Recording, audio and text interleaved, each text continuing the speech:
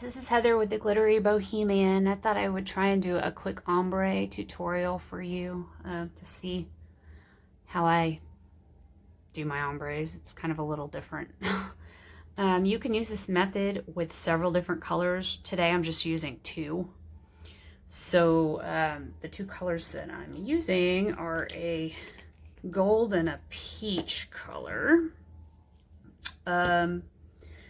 What I'm going to do first is I am just going to, and I spray painted my base, of course, like a gold and a peach, like an ivory. I am going to epoxy method my cup. Very little amount. Like I've got 5 mLs here, so you get to watch me spread this on here. Like I've said in the past, I'm kind of aggressive with it to spread it out to make sure it's, you want to make sure it's a thin coat. You don't want it to clump up on you. So you want to spread it as evenly as you can get it. And a thin layer, and make sure that you get every spot on your cup. This is a 17-ounce hog wine glass. I really like the shape of this. I haven't made one yet. It's got a really pretty tall neck to it.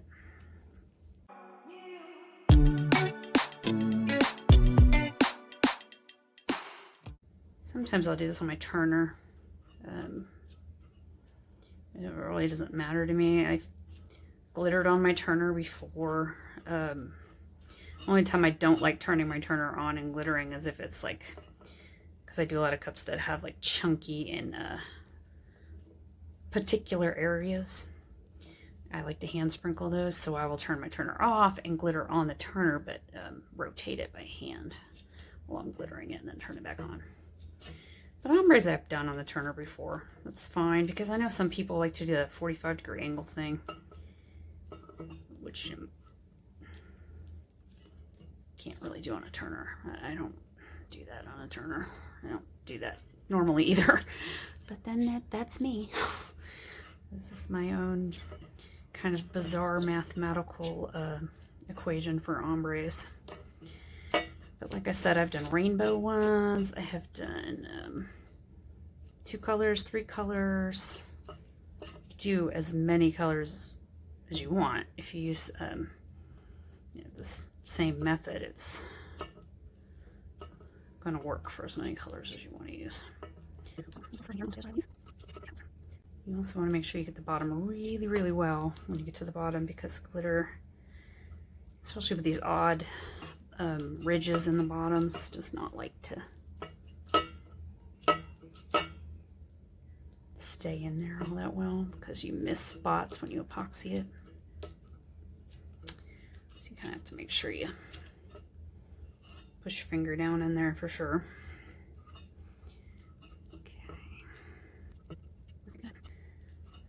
I also like to use a glove or one of these instead of a brush, because I can feel where it's not smooth or where it hasn't been epoxied, because my glove stops moving. It doesn't move as smoothly. I feel like with the brushes, the silicone brushes, I can't feel anything, and I also cannot stand, for some reason, every brush I've ever gotten, pieces of silicone come off the end of it into my epoxy, and I end up having to pick it off the cup. This noise is lovely. I know it's on the end of a PVC right now, because when I'm done, I'm just going to let it dry on a stand. All right, see, I'm getting in here. You see all these ridges. I'm gonna make sure I get in all that so that it doesn't get shorted glitter. Good, I used probably about 5 mLs, between 5 and 7 mLs. All right, now I'm gonna move this off to the side. Got my handy dandy baby wipe over there. I'm gonna put this in the cup. Wipe my finger off. Okay. First thing I start with is usually the bottom color.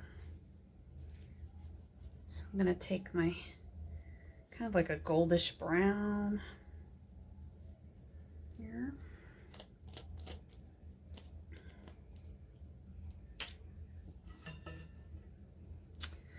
And I'm going to sprinkle it onto my wax paper that way I don't waste any. And I am not going to come all the way up on this line here. You see how the line's kind of ombre'd? I'm going to leave a little space there, and I'm going to explain why. Sprinkle around, leave my line. A little ombre line space. It doesn't really matter if it's straight. You don't want it to be straight. You want an ombre to be kind of haphazard, you know. My methods for the chunky ombres are a little bit different. I'll probably have to do a tutorial on those. But this is for more of like a fine, when you can mix the colors together really well. All right, now I'm going to go through and do one more coat here. Afterwards, I could take my finger, tap down on this to make sure I don't have any big pieces sticking up. Still one epoxy.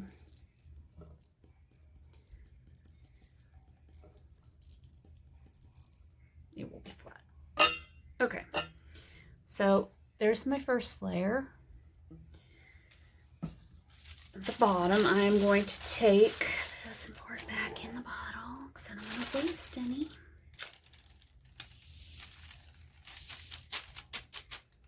Wax paper works really, really well. You have very little excess. And you just kind of shake it and it's gone. So you could just do your second color. That way you don't get them contaminated. And my second one's like a peach skin tone. I'm going to go up top and do that part, and I'm still going to leave a space here. So I'm going to get the top of this. I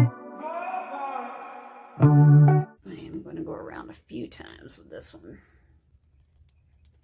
I don't use a fancy shaker or the tea strainer or whatever it is. I don't tilt my cup 45 degrees. This has just always been like the kind of the weird way that I've done it. It was before I really watched a tutorial on it. So I just kind of always stuck with this method. And yeah, you can tell when you put them on, if they're thin like this, that you're going to want to put at least, you know, go around a few times because it's soaking up the glitter. Even though I didn't put that much epoxy on here, but you want it to cover.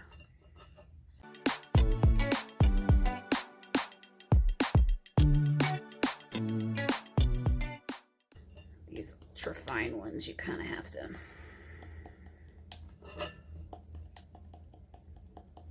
go around until you don't see that like wetness. It's the ultra fines, no matter how much small amount of epoxy you put, it's gonna soak right in anyway, and then you're gonna have those dark spots. So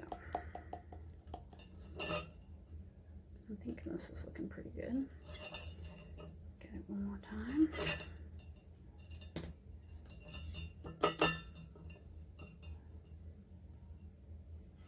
That looks pretty good. Okay. See, I used almost that whole bottle just to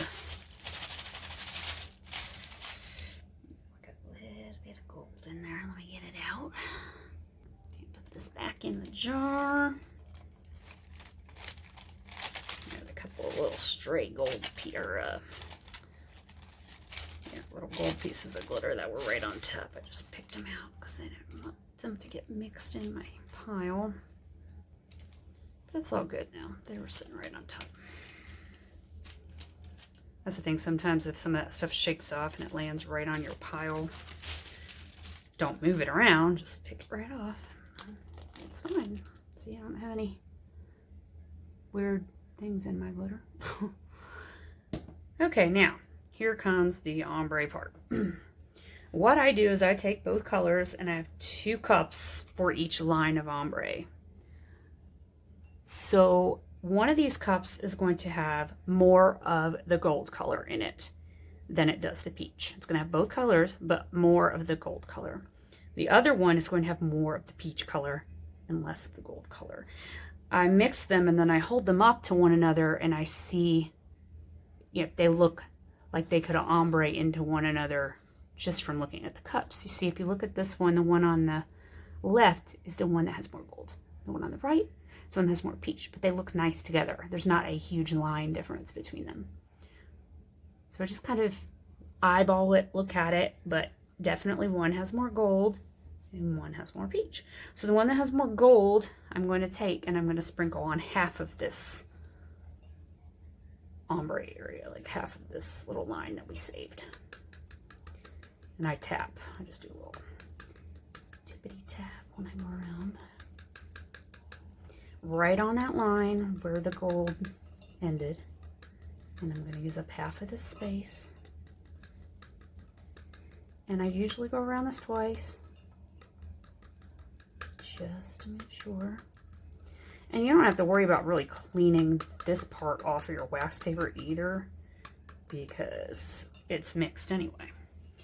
So I am going to take this, put it back, and I don't mix it in large amounts unless I'm doing, you know, multiples of the same cup.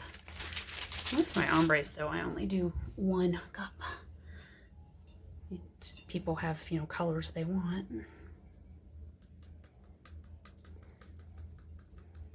I'm not tilting my cup. Notice I'm not tilting my cup. I'm just spinning it around. You don't need to if you do it this way.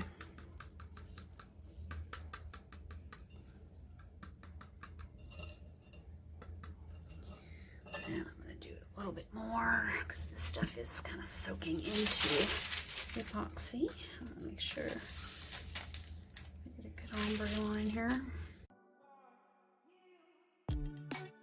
Just keep going around until it's gone. You see with that gold and that small amount of peach, you can see the color difference, but it's still mostly gold.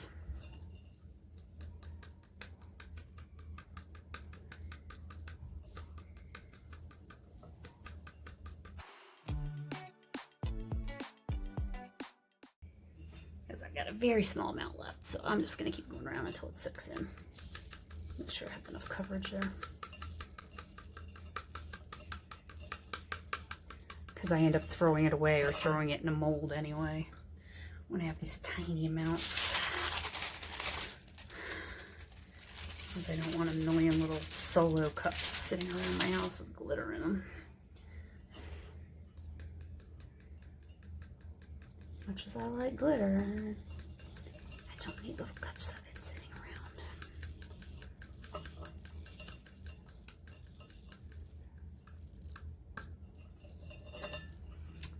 Alright, I think we're looking pretty good. I got a very tiny amount. I'm just gonna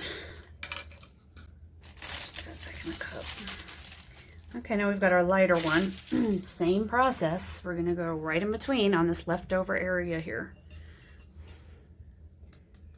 Right above the first one you made. This one has more peach in it.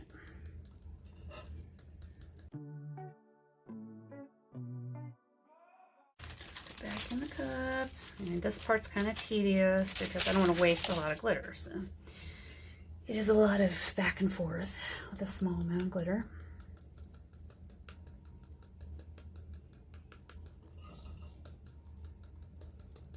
Go around this one a lot too because it's got that ultra fine glitter in it and it's got more of it than the other batch did, so I want to make sure that it covers that line.